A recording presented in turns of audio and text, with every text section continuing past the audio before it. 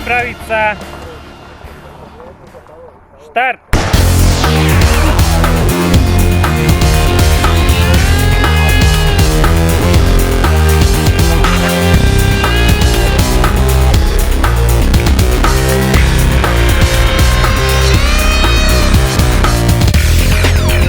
Na začiatku som obzeral aj krásy prírody, ale potom už ne.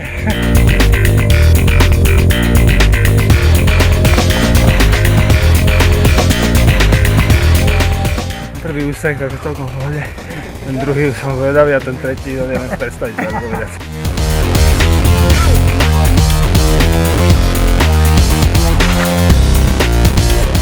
Vážne pocity. Všelijaké, ale vrchol bol eufória.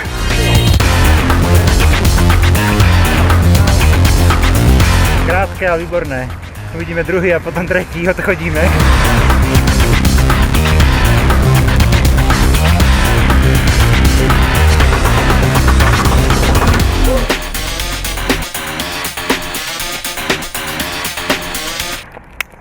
Dávaj pozor!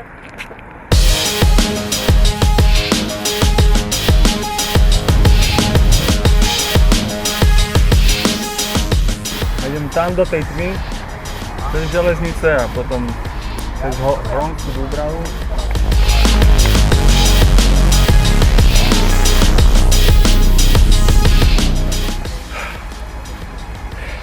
Tak zajtra neviem, či pobežím. To bude teda riadna Slavodica. No, tam musíš ísť na hlavnú, ako keby, tam doprava a potom nám... Tam to bežím, jak sa má to jediná Žďaňa.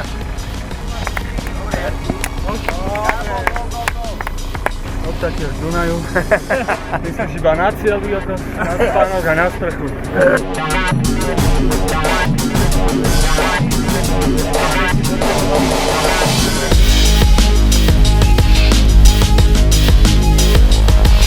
Ale poviem vám, že aj na Slovensku sa dá zažiť pekne dobrodružstvo.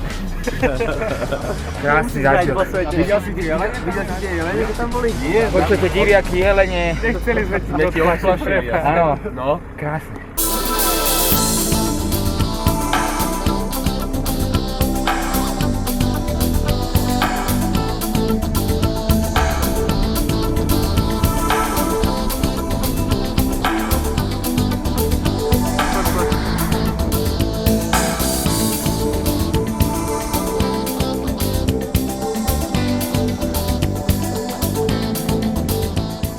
No za sebou celé 40 km či koľko som.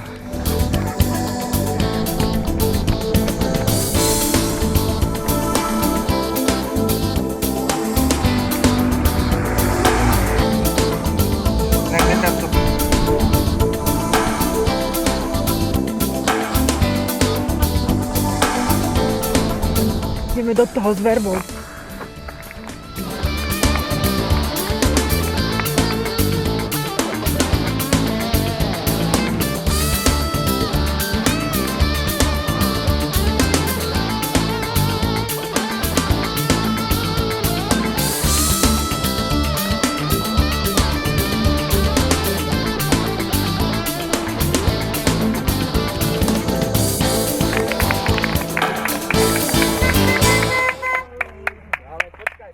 Na Slovensku sa dá zažiť veľmi silný zážitok. Bola to krása vybehnúť statier, ktoré boli zasypané snehom a bežať dole. Tímová spolupráca je asi najdôležitejšia. Takéhoto druhu behu to nie je len o jednotlivcovi, ale o tíme.